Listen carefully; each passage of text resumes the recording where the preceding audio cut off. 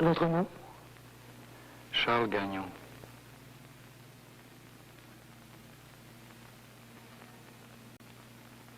Votre âge? 30 ans.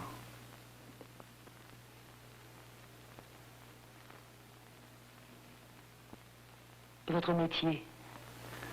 Ex-professeur à l'Université de Montréal.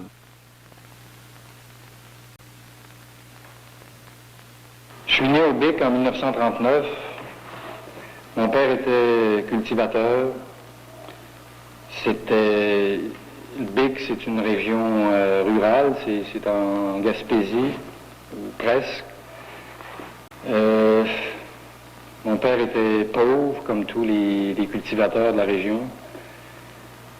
Et puis, il était pauvre au point que, après 30 ans de travail sur la terre, il devait encore quelques milliers de dollars au gouvernement à la suite d'un emprunt pour la payer. C'est là que j'ai découvert la vie, si on veut, dans le milieu rural pauvre, le plus pauvre peut-être du Québec. Et puis je suis allé à l'école comme tout le monde, c'est-à-dire comme tout le monde jusqu'en 7e année, l'école primaire, l'école Durand, avec tous des fils de cultivateurs comme moi. Et puis là, comme j'étais le 14e, c'est-à-dire un enfant un peu moins nécessaire que les autres pour aider à la famille, eh bien, j'ai pu continuer à aller à l'école secondaire. Et puis je me suis inscrit au séminaire de Rimouski. Dans un milieu comme celui-là, quand on va au séminaire, c'est pour se détacher progressivement du milieu dont on vient. On s'en rend pas compte, c'est les autres qui font ça, c'est les autres qui s'en chargent, mais à cette époque-là, et puis c'est encore vrai, aller au séminaire, surtout quand on vient du milieu populaire, c'est pour faire partie de l'élite de la nation, c'est-à-dire ceux qui vont fourrer les autres le plus habilement possible après. Mais on s'en rend pas trop compte. Et puis, des fois, on prend goût à ce qu'on fait, on prend goût à étudier, on prend goût à apprendre, on découvre des choses. Ça demeure tout théorique. Et puis ça, j'ai fait ça pendant 8 ans. Mais j'ai continué à vivre dans ma famille, un peu à l'écart, parce qu'on finit par en sentir différent. Puis, même si on ne se sent pas différent, les autres nous sentent un peu différents. L'école, le collège nous transforme petit à petit, et puis là, sans qu'on se détache soi-même des autres, du milieu dont on est issu, le milieu nous perçoit un peu comme différents. Et puis, sans s'en rendre compte, ben, on finit par avoir des préoccupations peut-être un peu particulières, qui sont plus celles du milieu dont on est issu. J'ai le sentiment qu'à un moment donné, c'est ce qui m'est arrivé au collège. J'étudiais et puis à un moment donné, ben, les études que je faisais, ça devenait un peu ma vie. Et puis là, j'ai commencé à penser à faire autre chose. J'ai pensé à l'enseignement à ce moment-là, puis je me suis inscrit à la faculté des lettres à Montréal. Alors, j'arrive à Montréal en 1960 et puis je m'inscris dans une faculté. Le simple fait d'aller à l'université, c'est déjà me retrouver dans un milieu où on peut conserver ses illusions un bout de temps, c'est-à-dire penser que la ville, c'est l'endroit où tout le monde réussit. Parce que des gens qui vont à l'université pour un campagnard, ben, c'est des gens qui ont réussi. Mais petit à petit, dès la première année, je suis descendu de la montagne, comme on pourrait dire. Et puis je me suis rendu compte qu'à Montréal, il y avait un paquet de Gaspésiens, entre autres, qui étaient venus à Montréal et puis qui n'avaient pas réussi plus que dans leur milieu. Qui étaient chômeurs, qui vivaient dans des logements épouvantables, même pire qu'à la campagne. Au fond, j'ai découvert l'existence de la classe ouvrière à Montréal. Et puis là, j'ai rencontré des gars à l'université qui s'occupaient des chantiers. C'était une organisation assez récente qui s'intéressait à la fois aux problèmes des travailleurs de Montréal et puis à l'étranger. Il y avait des gars des chantiers qui allaient en Amérique latine, entre autres, et puis il y en a d'autres qui militaient dans les quartiers ouvriers de Montréal. C'est là vraiment que j'ai fait le lien, disons, entre mon enfance dans un milieu populaire, dans ma famille de cultivateurs, et puis le milieu ouvrier. J'ai découvert, je me suis rendu compte que c'était la même chose. Et puis qu'on soit à Montréal ou en Abitibi ou à Chicoutimi ou à Gaspé, qu'il y avait une majorité de Québécois qui se retrouvaient toujours dans la même situation, et puis qui était celle d'une situation d'exploité. Mais la lutte de libération, la lutte qu'on appelle parfois pour l'indépendance du Québec, c'est fondamentalement une lutte anti-impérialiste. Et le Québec, de ce point de vue-là, fait partie du tiers-monde. On a pris l'habitude d'identifier le tiers-monde à une région, à des régions géographiques, à des lieux, des régions, des pays du monde. Et l'Afrique, l'Asie, c'est le tiers-monde. En fait, le tiers-monde, c'est tous les peuples, c'est tous les groupes nationaux, c'est toutes les collectivités qui sont victimes de l'impérialisme. Et le tiers-monde, il est en Amérique du Nord, il est au Québec, il est dans certaines régions des États-Unis. J'ai milité quelque temps dans les chantiers. Il y avait un comité ouvrier, entre autres à Saint-Henri à cette époque-là, un comité des chantiers. Alors on s'y rendait, on faisait des réunions. Et puis là, j'ai repris contact avec les gens de mon milieu. Je me suis retrouvé chez moi. J'avais été un peu déraciné par le collège et puis par l'université, puis là, je me retrouvais parmi ceux qui étaient du même milieu que moi, qui avaient les mêmes problèmes et puis les mêmes questions.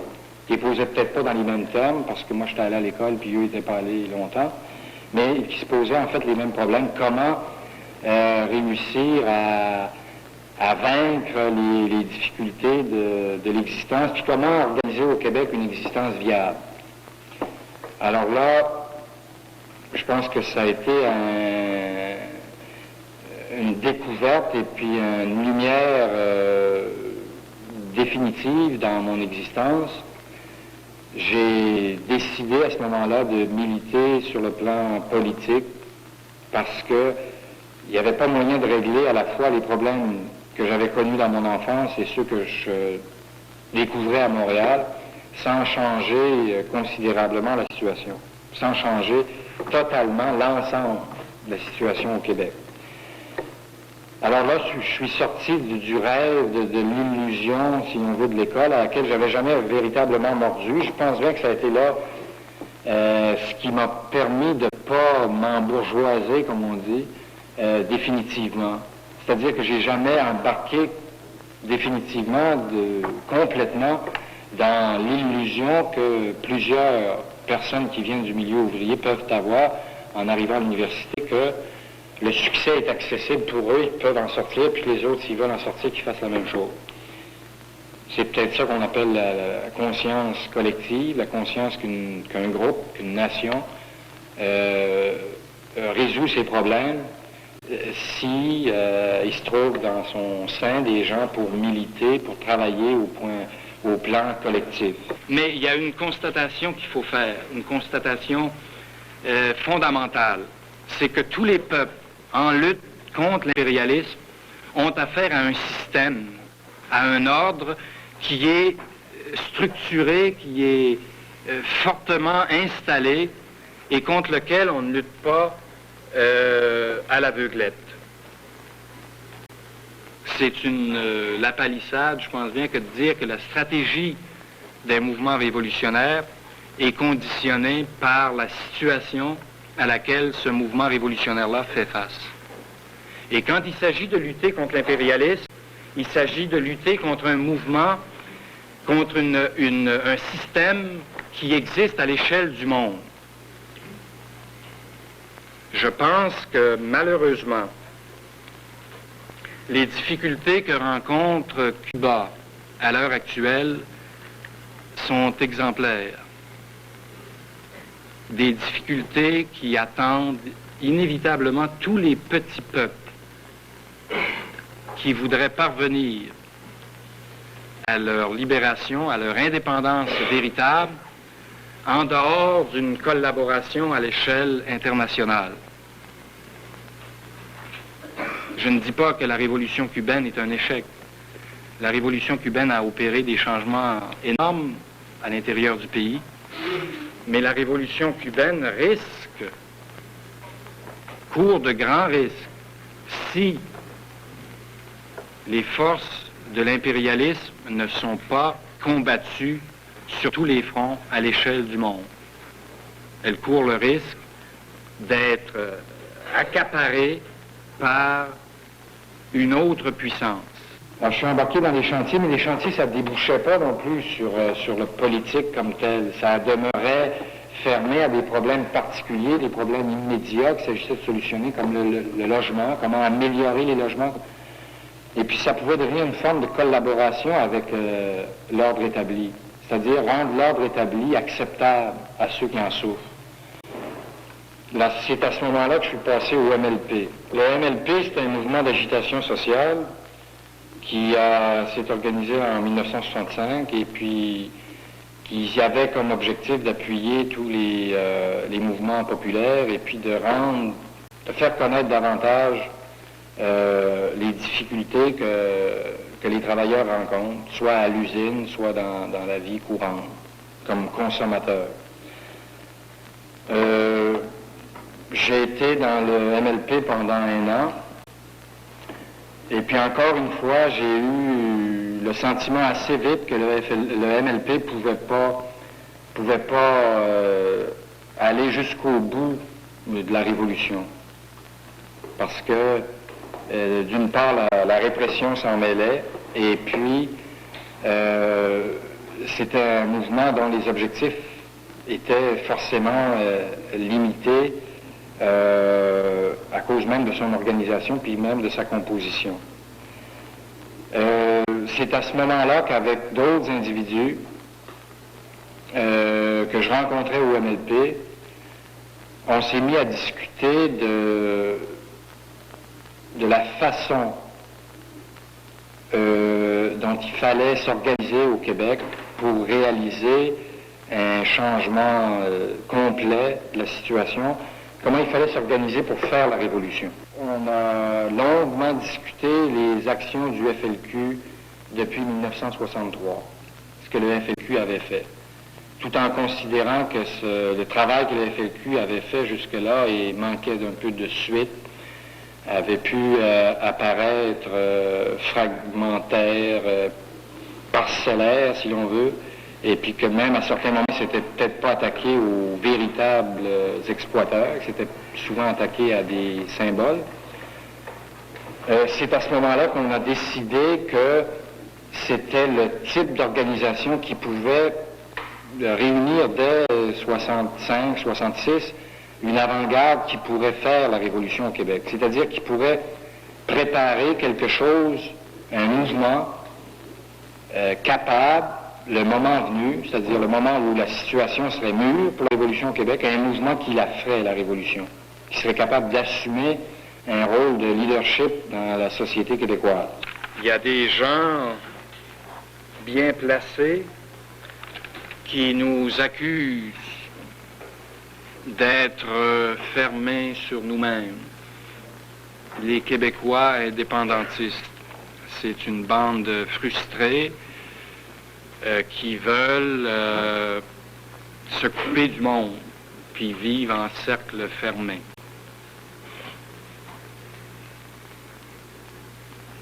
Il y a des gens qui disent ça, à Ottawa, par exemple.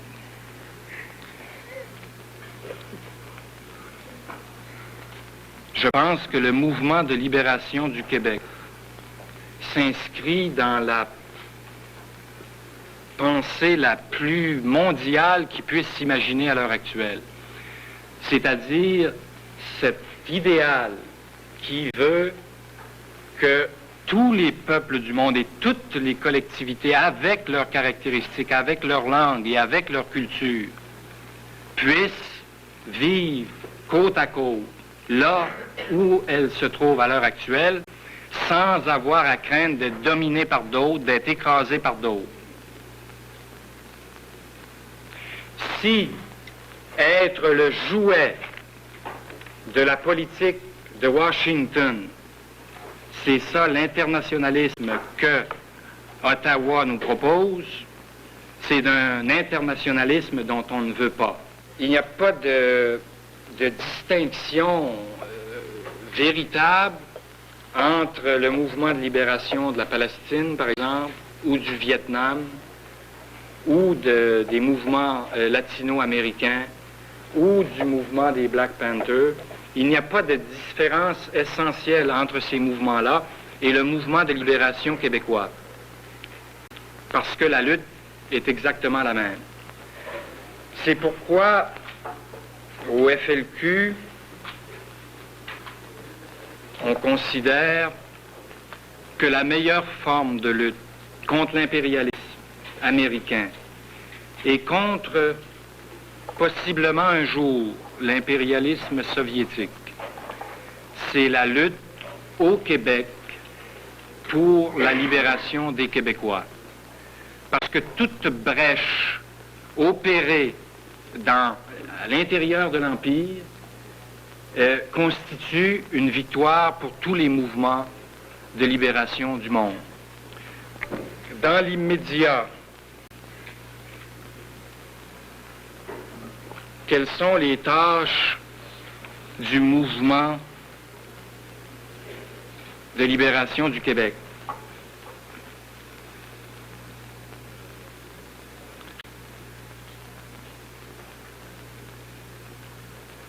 La chose la plus urgente, c'est sans doute d'organiser la population québécoise à l'intérieur d'un mouvement solide, d'un mouvement fort, d'un mouvement qui ne donne pas l'illusion de la force.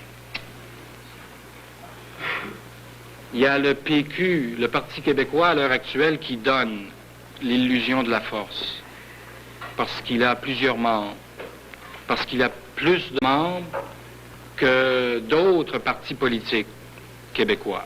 C'est un fait. Mais, à longue échéance,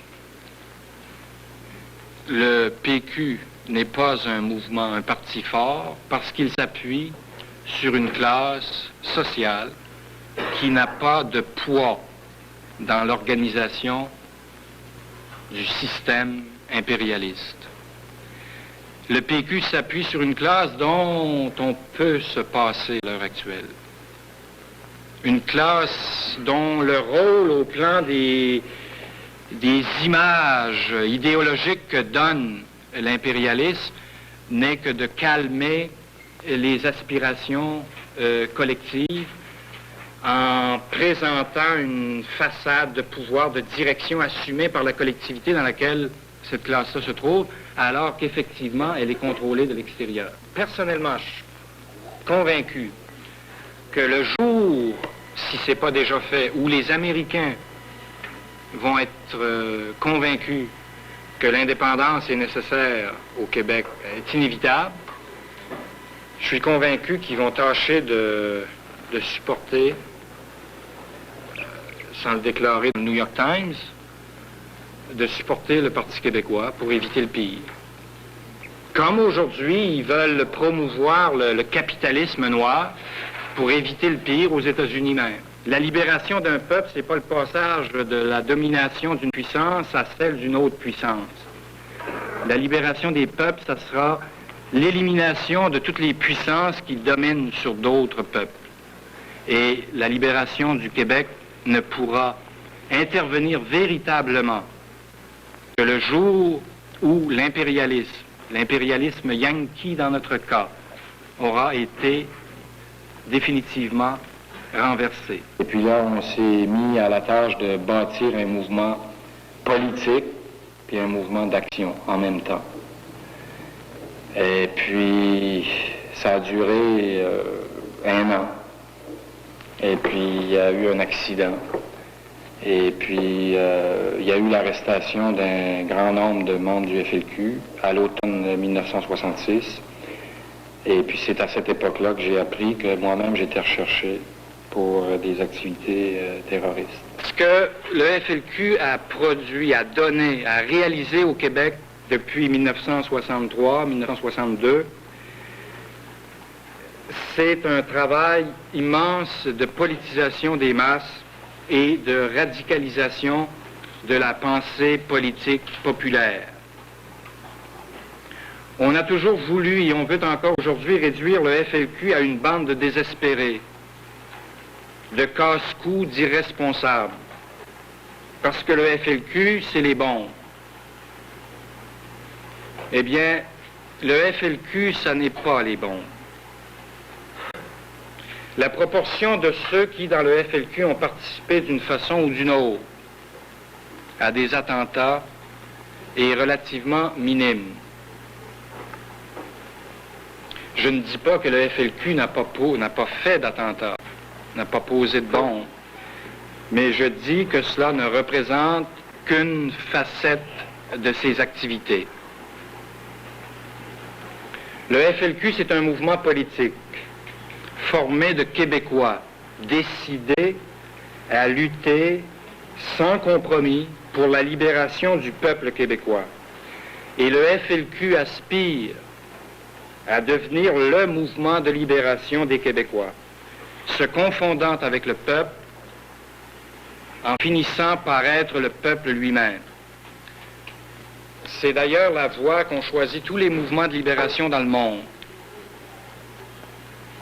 Être dans le peuple et se confondre avec lui au point que le peuple devient membre du mouvement révolutionnaire qui travaille à la libération nationale.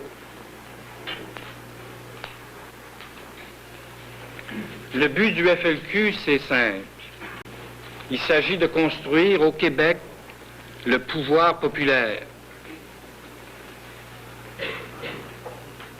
Et pour cela, de détruire le pouvoir impérialiste, le pouvoir fasciste, le pouvoir raciste que nous avons actuellement dans toute l'Amérique du Nord. J'étais à New York. J'étais à New York avec Pierre Vallière.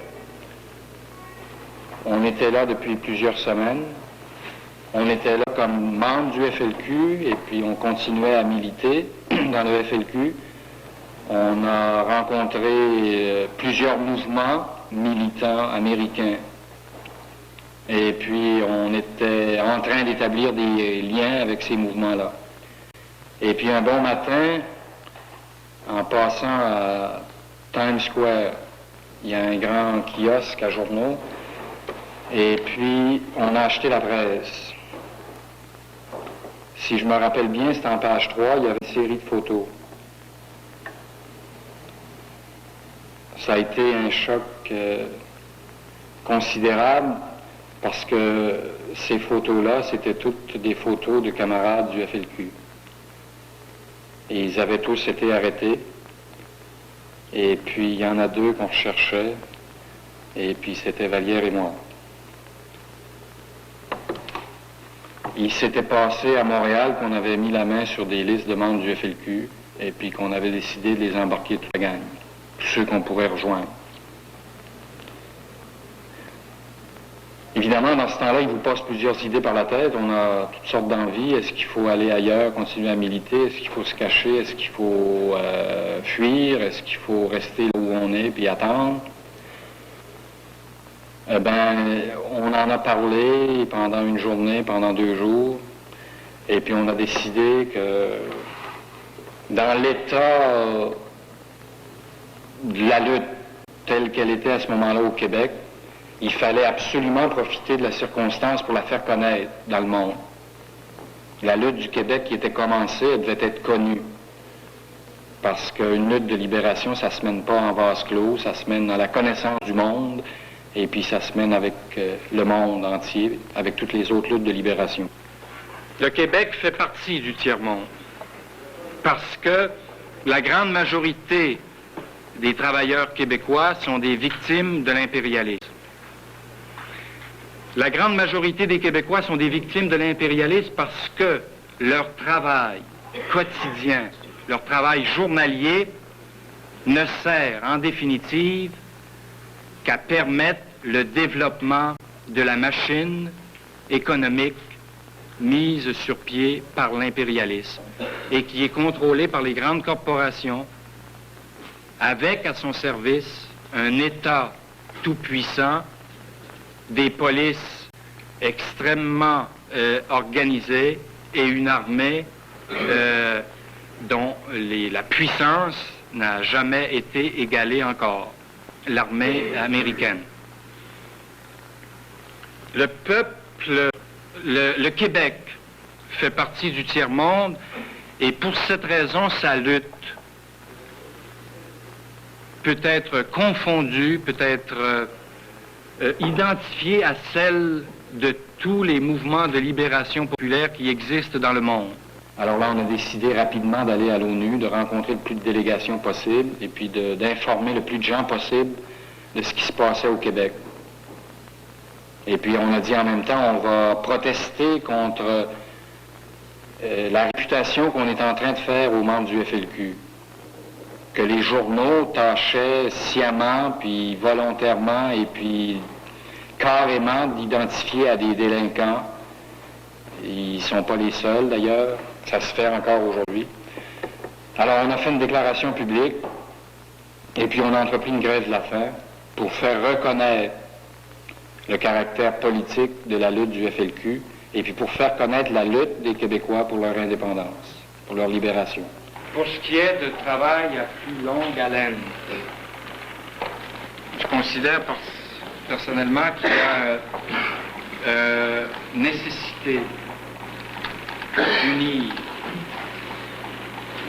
un certain nombre de mouvements qui aujourd'hui poursuivent des objectifs identiques à ceux du FLQ, avec des moyens qui leur sont propres, d'unir ces mouvements-là le plus étroitement possible pour assurer la cohésion de l'action révolutionnaire au Québec. Quant à vous donner des tâches précises, particulières, le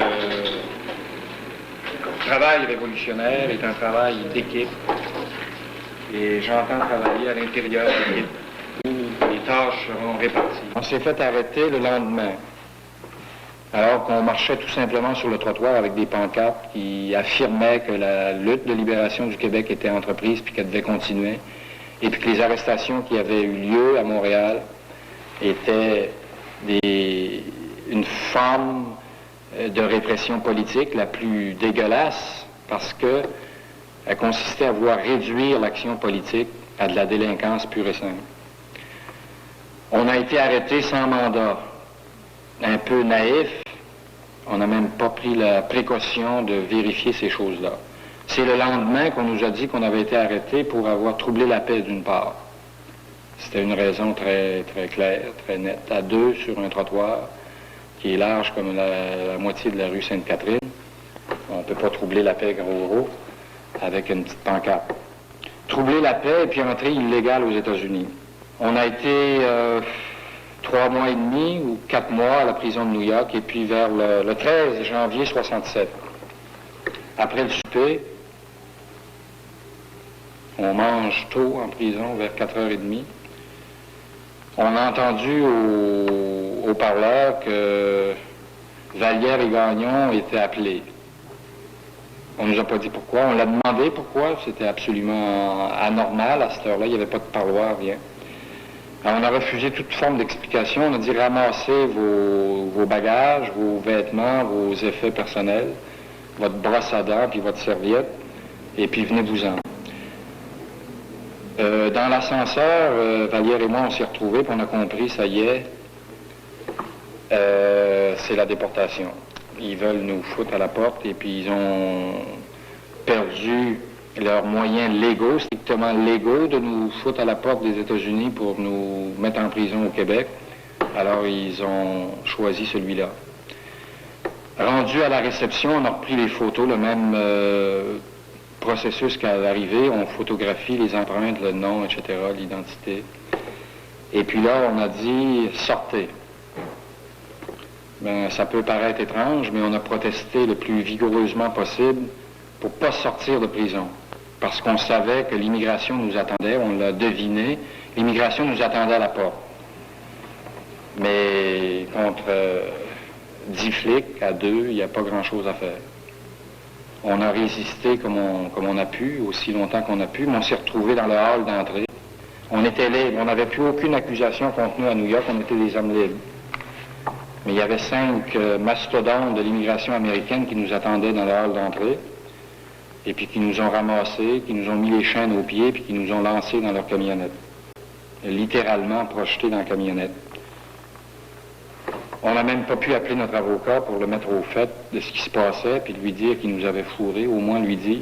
La police de l'immigration américaine nous a offert un voyage en avion de New York à Montréal. Puis là, on a été abandonnés par la police américaine quand la police de Montréal, puis la gendarmerie, puis tout la meute des flics nous a accueillis à Dorval.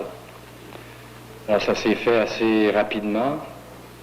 On a traversé le grand couloir de l'aéroport et puis on est parti en route pour le quartier général de la police.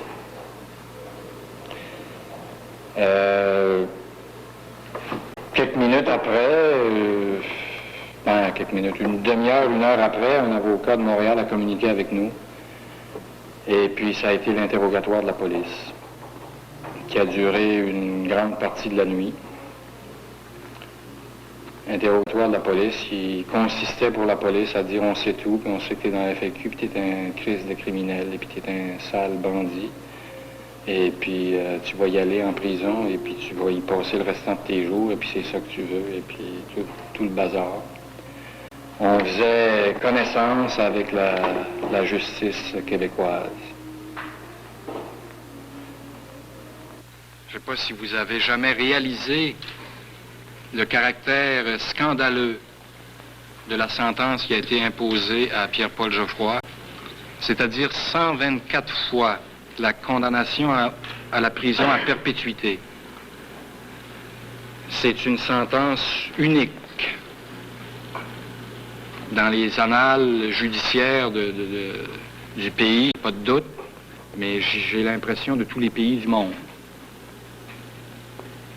L'exclusion faite de la peine de mort, c'est la condamnation la plus scandaleuse qu'on a jamais faite à un homme.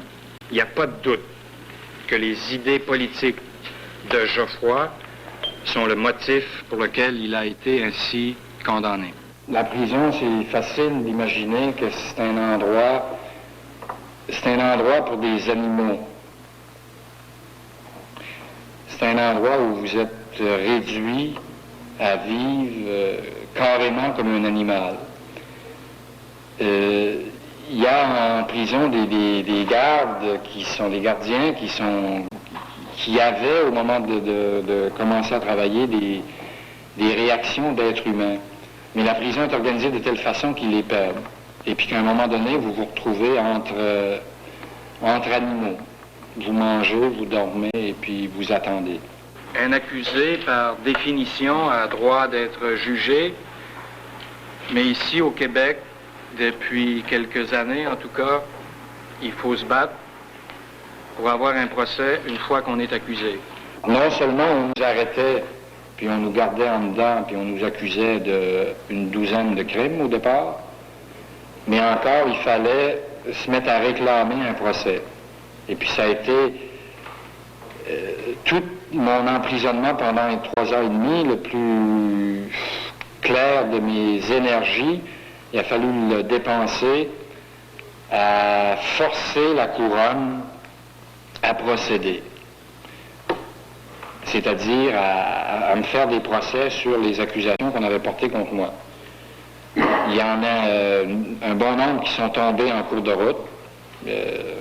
La couronne s'est rendu compte qu'il y avait des limites au ridicule, j'imagine. Mais ça a pris quand même 2 ans de prison c'est-à-dire de septembre 66 à septembre 68, avant que j'obtienne un premier procès qui donne un résultat. 2 ans de détention préventive pure et simple. Est-ce que vous avez une vague idée de ce que ça a pu coûter à la province depuis le moment de votre arrestation et l'évolution de tous les procès que vous avez subis? Vaguement. Vaguement, j'ai déjà lu un truc là-dessus, mais je ne suis pas au courant. Peut-être que Robert pourrait... L'avocat en chef, à l'époque du début de l'affaire, Maître Réal Brunet, m'avait représenté qu'une analyse du coût d'un procès aux assises coûtait en moyenne 100 000 $. Et si on regarde la durée de ces procès-là, les procès durent que quelques jours. Alors si on prend un procès, comme le procès de cet été, le procès de la Grenade, le premier procès de la Grenade, qui a duré 10 semaines, le procès Corbeau qui a duré 7 semaines, les 2 premiers procès qui ont duré... Gagnon a passé à peu près, je pense, 6 mois devant les assises. Moi, j'évaluerais. Ça a déjà été fait par un de vos confrères journalistes.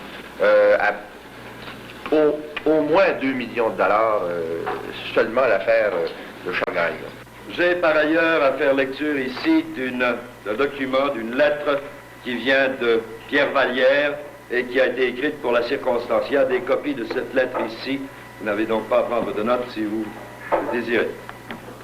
Voici le texte de Vallière. Charles Gagnon a enfin été libéré. Mais il ne faut pas en féliciter la justice québécoise, car c'est contre elle que Charles Gagnon a pu recouvrer sa liberté après une très longue incarcération dite préventive, qui n'a toujours eu depuis le début que des motifs politiques. Charles Gagnon est sorti de prison la tête haute, et sa libération, obtenue grâce à la pression populaire, constitue sans doute la plus grande victoire politique jamais remportée par le FLQ depuis 1963.